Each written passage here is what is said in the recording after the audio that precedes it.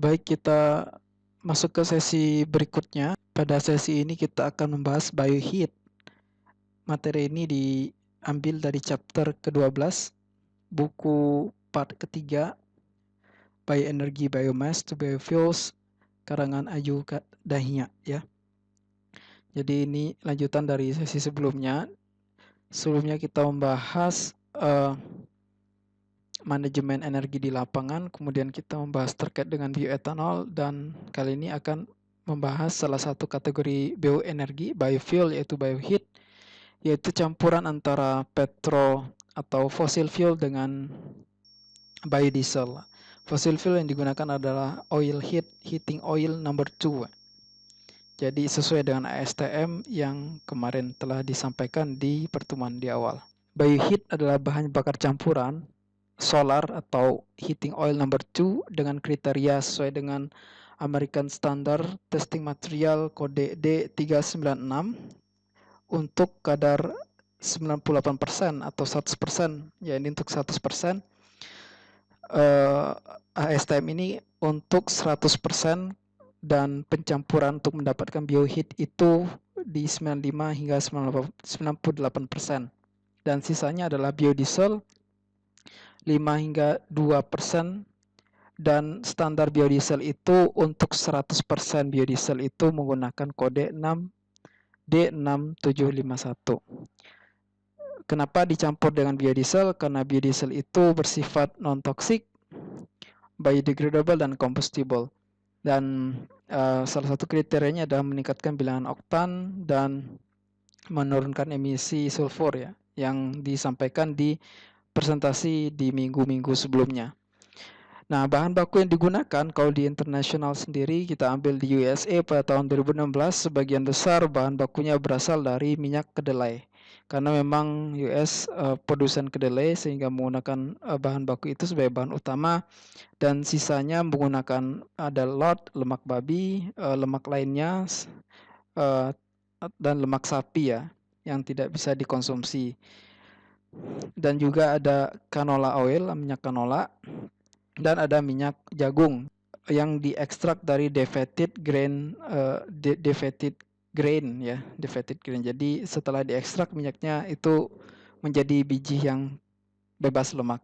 Nah, di Indonesia sendiri kita masih tetap berpegang pada sumber utama yaitu minyak sawit, dan program terakhir yang baru diluncurkan adalah campuran B30 dengan B70. Jadi B30 meluncurkan B30. Jadi persentase biodieselnya adalah 30%. Nah, mungkin nanti ada penyesuaian karena di materi ini campuran di atas 20% itu berpotensi untuk menjadi pelarut pada bagian-bagian tertentu mesin seperti gasket atau seal yang terbuat dari plastik polimer karena sifat biodiesel yang bisa melarutkan polimer. Pada setiap unit energi untuk membuat biodiesel akan menghasilkan 5,54 unit energi kembali ya. Jadi energi in out ratio-nya di sini adalah 5,54, dan perbandingan kembali pada energi yang digunakan untuk menghasilkan pellet itu energinya 14 ya. Memang kalau untuk biodiesel lebih kecil namun lebih besar dari 1, sehingga masih memungkinkan untuk dikembangkan karena tahapannya panjang ya kalau untuk produksi biodiesel dibandingkan dengan produksi pellet ya. Lemak dan minyak nabati dan hewani yang digunakan untuk biodiesel dapat berasal dari produk samping dalam industri atau pemrosesan makanan ya. Seperti tadi jagung, lemaknya diambil terlebih dahulu sehingga keluarannya menjadi defated grain, dan itu digunakan untuk pangan dan pakan, dan fat lemaknya digunakan untuk biodiesel.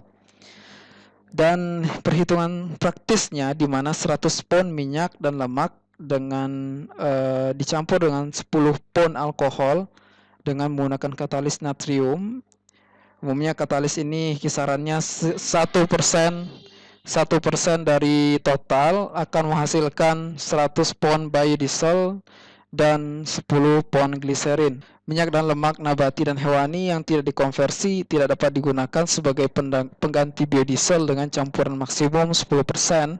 karena dapat menyebabkan kerusakan pada mesin ya. Jadi harap diingat bahwa memang minyak dan lemak itu tidak bisa disamakan dengan biodiesel karena dia dari propertiesnya ya, dari viskositas dan dari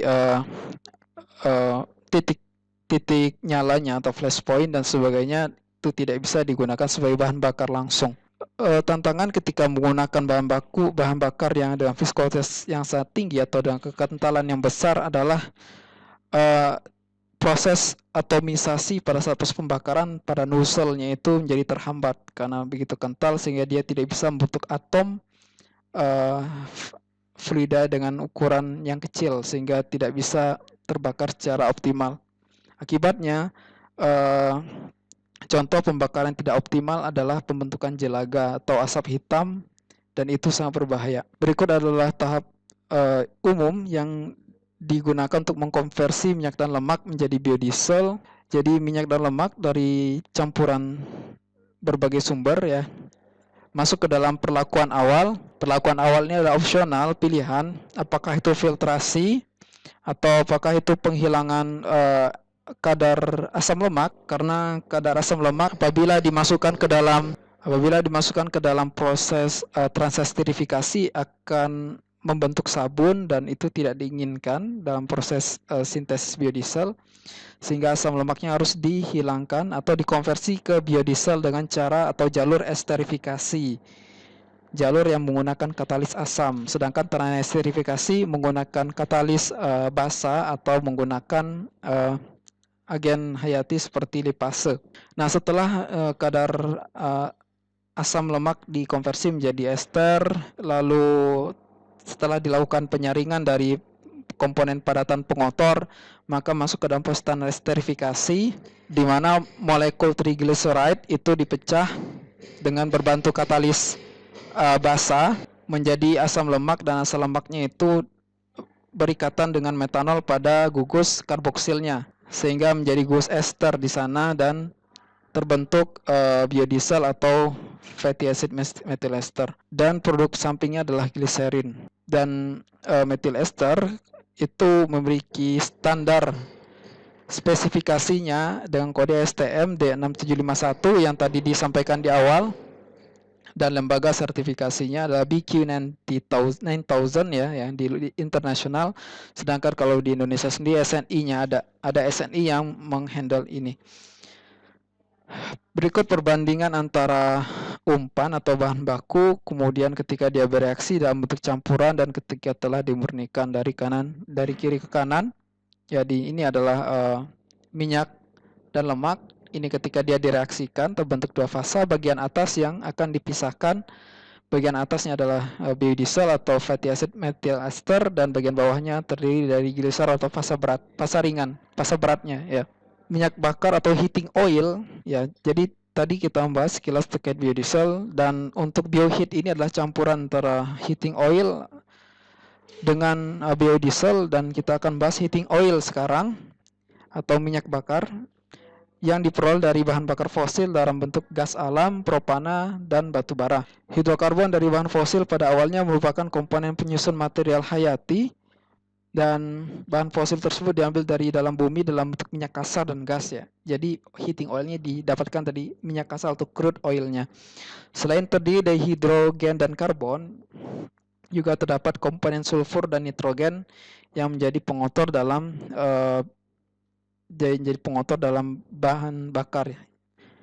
Komponen campuran tersebut dimurnikan dalam fasilitas refinery minyak bumi melalui tahapan fraksinasi atau destilasi terlebih dahulu, dan diperoleh minyak bakar atau heating oil yang terdiri dari solar, bensin atau kerosen, dan minyak bensin atau gasoline, dan kerosen atau minyak tanah yang termasuk ke dalam klasifikasi distilat tengah karena terletak di antara fraksi ringan dan fraksi berat kolom distilasi, yang mana fraksi tengah itu dapat digunakan langsung atau disebut sebagai strike run product. Minyak tersebut juga diperoleh dari proses perengkahan atau catalytic cracking dari fraksi berat, ketika fraksi berat itu yang mayoritas salah satunya adalah aspal ya, itu adalah salah satu fraksi berat, namun fraksi yang lebih ringan daripada aspal itu digunakan dimasukkan ke dalam unit perengkahan untuk memotong fraksi yang berat itu menjadi fraksi-fraksi yang lebih ringan. Berikut ada ilustrasinya di mana ini crude oil ini berasal dari sumur-sumur minyak. Ya, kalau dianalogikan dengan bioenergi, ini adalah dari ladangnya dan ini adalah ladang minyak atau dari sumurnya.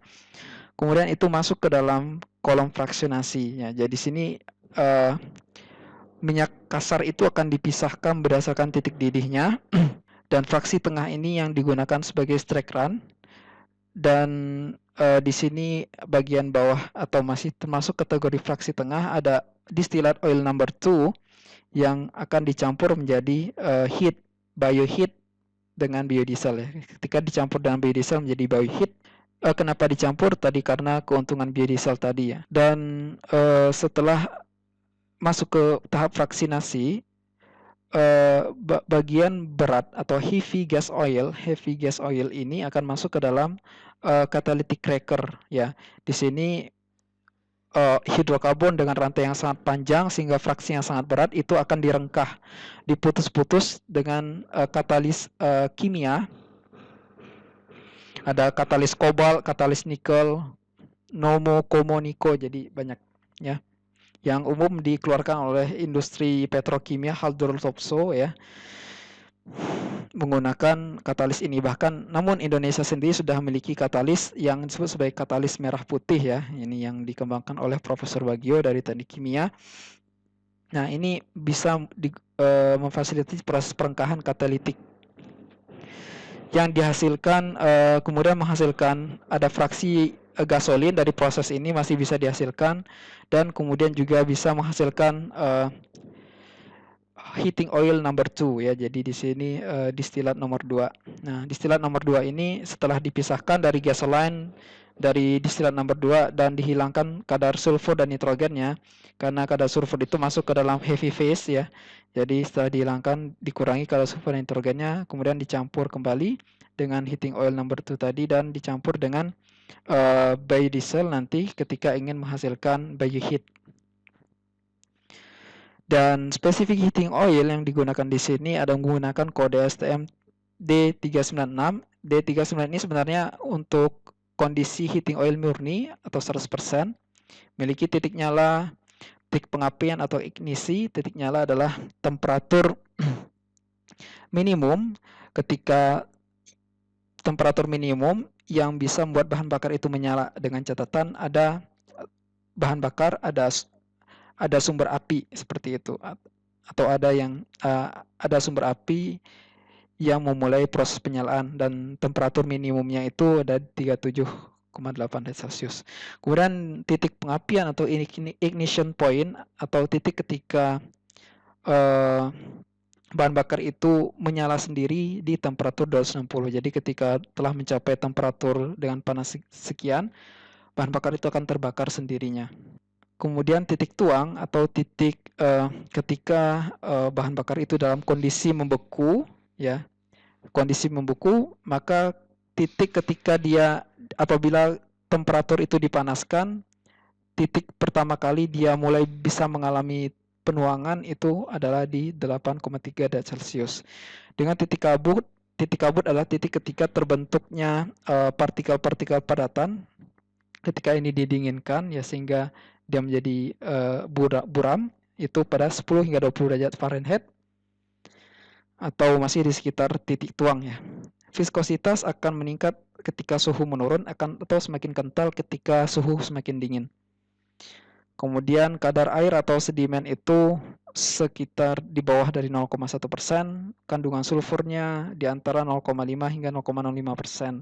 Warnanya tidak berwarna, namun ketika Anda lihat di SPBU itu berwarna. Kenapa? Karena itu ditambahkan aditif ya, yang mengindikasikan bahwa Anda menggunakan bahan bakar dengan spesifikasi tertentu.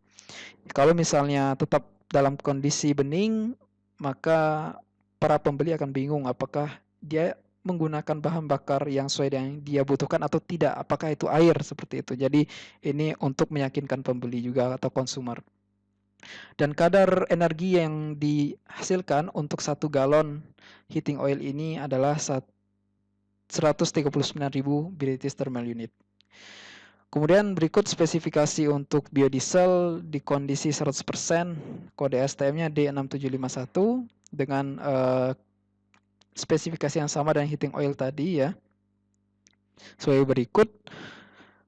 Dan ketika dicampur antara bioheat untuk menghasilkan bioheat antara biodiesel dan heating oil number 2, maka konsentrasi biodiesel dalam campuran itu mempengaruhi flash point ya. Karena memang flash point biodiesel itu tadi tinggi. Flash point-nya adalah 93 derajat Celcius ya. Kalau dibandingkan dengan heating oil itu 37 derajat Celcius, tentu dengan penambahan biodiesel maka flash point campurannya akan semakin meningkat ya. Akan semakin meningkat dan ini maksimumnya adalah 90 atau 250 derajat Fahrenheit ya. Ini kalau di satuan dalam Celcius ini adalah 90. Titik nyala dipengaruhi oleh persentase biodiesel, kemudian titik tuang pun juga dipengaruhi oleh persentase biodiesel, di mana semakin besar persentase biodieselnya akan semakin tinggi titik tuangnya. Demikian pula viskositasnya, semakin besar persentase biodiesel maka viskositas akan semakin tinggi. Jadi selain bioheat, selain viskositasnya dipengaruhi oleh temperatur, maka di sini dia juga dipengaruhi viskositasnya oleh persentase dari biodiesel. Nah, jadi berikut adalah masalah yang sering ditemukan dalam menggunakan bioheat ya. Yang pertama adalah kualitas yang tidak konsisten, bergantung pada sumber bahan baku yang digunakan, biodieselnya apakah memenuhi spesifikasi atau tidak, atau misalnya memenuhi spesifikasi namun biodiesel yang digunakan itu lama sehingga telah mengalami degradasi karena dia bersifat degradable. Dan tentunya ada kontaminasi karena setelah mengalami terdegradasi pasti ada kadar air dan kadar air di dalam itu sebagai kontaminan ya. Penyimpanan yang begitu lama dapat menurunkan kualitas bahan bakar, kontaminasi air yang dapat mengakibatkan pertumbuhan mikroorganisme dan ini tidak diinginkan ya karena bisa mengakibatkan penyumbatan pada saluran pembakaran dan saluran perpipaan lainnya dan mengurangi efisiensi pembakaran. Keberadaan sedimen pada tangki penyimpanan dapat mengakibatkan penyumbatan ya tadi disampaikan. Kemudian pemasangan filter, level gauge yaitu indikator ketinggian dan diverter untuk mengetahui diverter digunakan untuk mengetahui proses pengisian tangki ya. Inilah contoh ilustrasi ketika mengalami kontaminasi di mana kontaminan itu akan berada pada fraksi berat dan itu terdiri dari air dan biomasa bakteri yang mengkontaminasi dari biodiesel tadi dan itu berada di bawah ya. Jadi ketika pengisian itu di dalam tangki dilakukan, apabila diisi dengan laju alir yang kencang, maka ini akan teraduk, tercampur dan itu mengkontaminasi, mengacaukan sistem pembakaran. Ini ada tangki yang diisi dan posisi kontaminan ini ada di bawah di bagian coklatnya ya. Ya di sini kalau kita lihat saluran ke turbin atau ke unit pembakaran atau generatornya di sini diambil dari downflow-nya gitu. Hal yang berbahaya terjadi ketika di bawahnya itu terjadi kontaminasi atau endapan dan itu tidak diinginkan. Oleh karena itu perlu dicek dan difasilitasi tangki ini dengan peralatan-peralatan pengendali. Faktor-faktor yang menyebabkan degradasi biodiesel adalah sifat bahan kimia yaitu yang mudah teroksidasi. Kemudian keberadaan sulfur dan nitrogen, korosi, kemudian pembentukan gel oleh senyawa merekaptan dan bahan bakar yang tidak kompatibel. Yang mengakibatkan apabila bahan bakar tidak kompatibel dengan sistem tangkinya, proses pelarutan atau proses korosi itu akan hasil reaksinya akan menjadi kontaminan seperti itu. Dampak mikroba berupa jamur, bakteri, dan ragi, kemudian tangki dan lingkungannya berupa kondisi kelembaban dan sirkulasi itu berpengaruh dalam menjaga, memaintain agar bahan bakar berada dalam kondisi baik. Perawatan yang tidak rutin tidak menghilangkan atau membersihkan penumpukan sedimen di bawah, tidak menggunakan filter dan tidak memperhatikan apakah terjadi korosi atau tidak, itu menjadi faktor-faktor penyebab degradasi. Kemudian stabilitas bahan bakar itu dipengaruhi oleh kontaminasi. Ya, apabila tadi kontaminasi diabaikan, maka bahan bakar menjadi menurun kualitasnya. Kemudian juga bersumber dari bahan baku dan proses penghilangan. Kemudian penggunaan zat aditif seperti tadi kita menggunakan zat aditif untuk pewarnaan, penggunaan zat aditif untuk meningkatkan pour point atau titik tuang. Dan penyimpanan yang terlalu lama juga mengakibatkan stabilitas bahan bakar terganggu. Idealnya bahan bakar itu disimpan pada usia maksimal 6 bulan ya. Dalam kurun waktu 6 bulan itu harus digunakan. Kemudian yang mempengaruhi terjadinya keberadaan air di dalam tangki bahan bakar adalah kondensasi air di udara. Jadi ketika di udara itu ada air dan ketika suhu lingkungan turun drastis maka akan terjadi kondensasi. Ketika telah kondensasi air akan otomatis turun ke bawah atau ke dasar karena berat jenis air itu lebih besar daripada berat bahan bakar. Alat gauge rusak atau indikator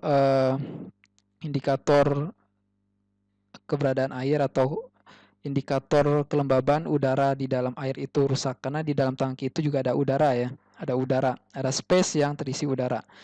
Kemudian saluran fitting yang longgar yang berisiko kebocoran sehingga air dapat masuk, kemudian berasal dari sumber penyaluran untuk bahan bakar.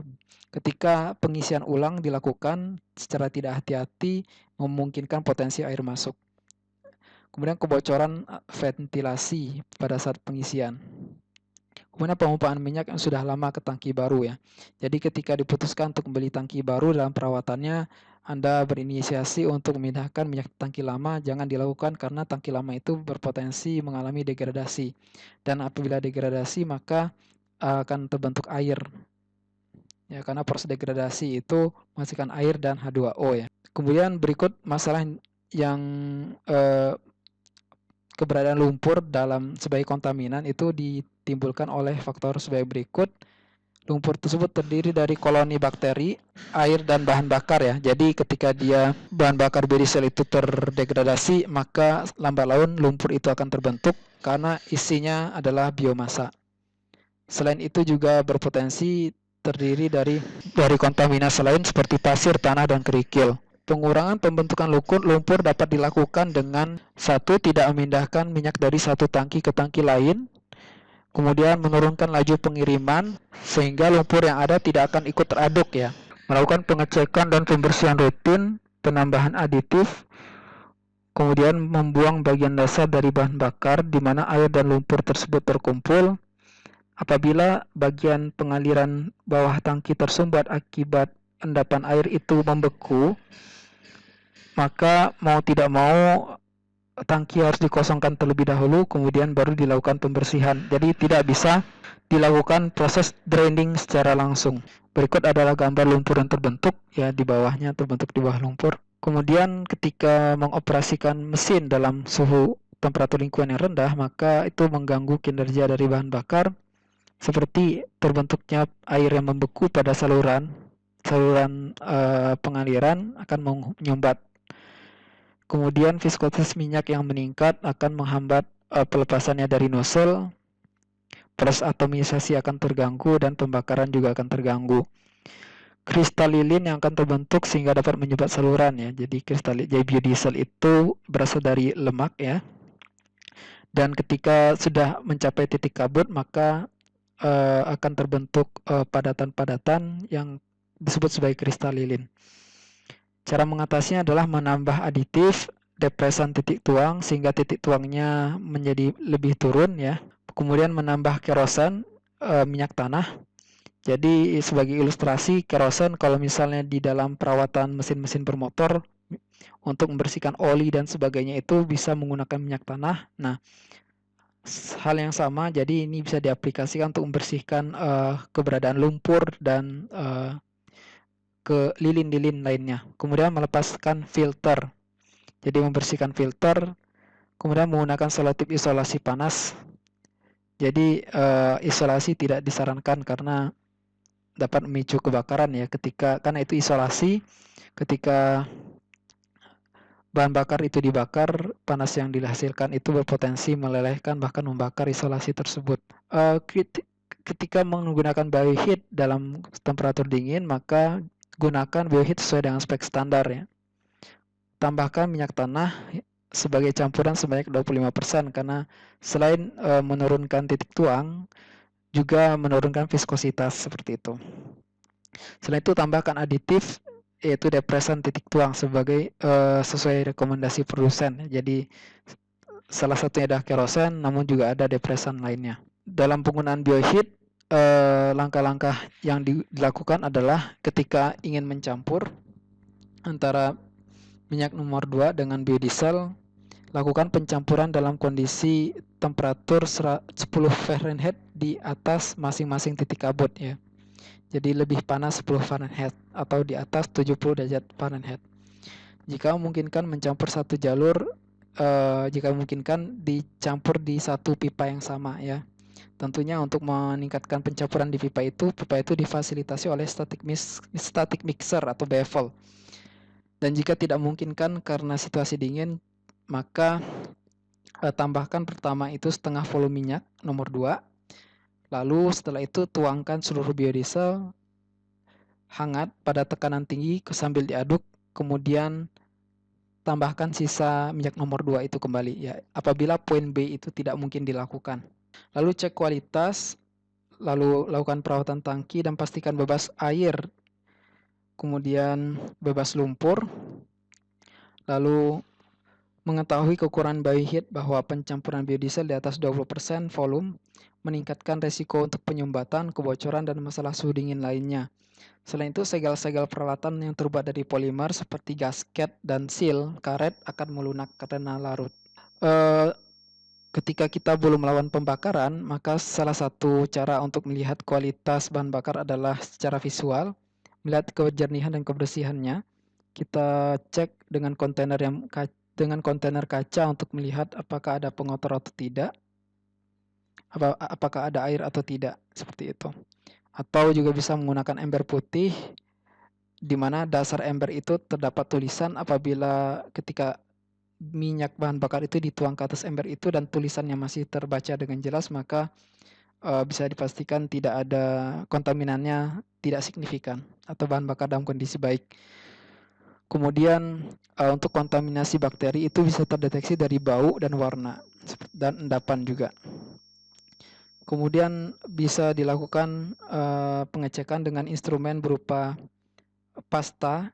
Pasta itu diolesi kepada suatu tangkai yang mana apabila itu dicelupkan ke dalam bahan bakar, apabila pasta itu bertemu dengan air, maka dia akan menunjukkan bentuk yang berbeda seperti gambar sebelah.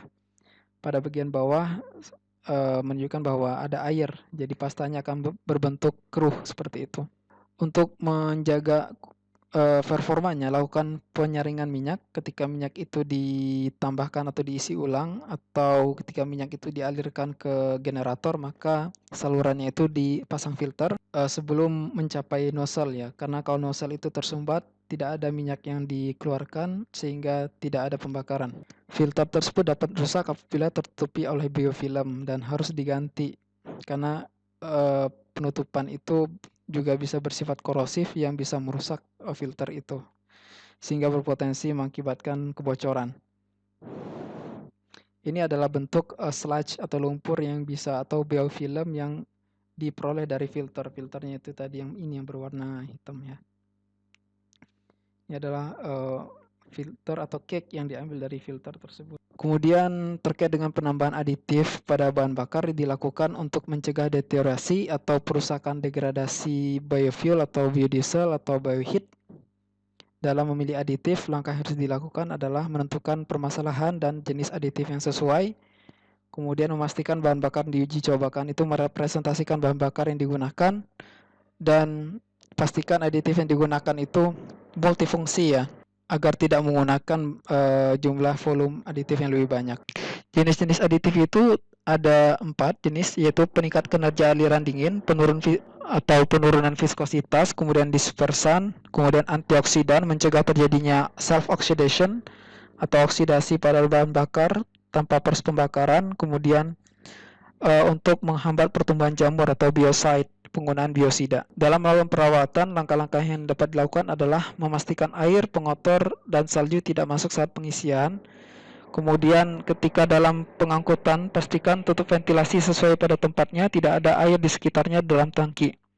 Tangki ditempatkan pada posisi yang stabil dan bentuk-bentuk kebocoran, karat, dan kerusakan dapat diidentifikasi dengan cepat. Kemudian melakukan pengecekan sampel dalam tangki secara berkala. Kemudian selesaikan terlebih dahulu pembersihan lumpur dan air sebelum pengisian ulang dilakukan. Lalu setelah lumpur dan air dibersihkan, bilas tangki dengan kerosen atau minyak tanah, ganti filter, nozzle, dan strainer. Strainer itu juga saringan, namun saringan yang dipasang di saluran pengisian ulang. Jadi kalau misalnya ini mirip ketika motor-motor terdahulu ya, kendaraan bermotor terdahulu ketika ingin mengisi bahan bakar, di lubang pengisiannya itu diberikan satu filter atau saringan seperti saringan teh seperti itu. Nah, itu disebut sebagai strainer. Dan pada saat pengisian, kotak pengisian pipa dan ventilasi dipantau dari keretakan dan kebocoran. Ketika menggunakan aditif, maka tambahkan sebelum pengisian untuk maksimalkan pencampuran aditif tersebut.